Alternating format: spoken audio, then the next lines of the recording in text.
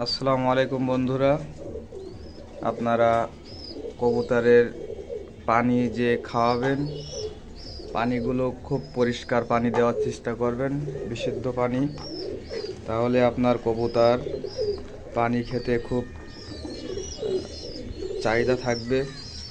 আপনারা কবুতরকে খুব সুন্দর পানি খাওয়াবেন।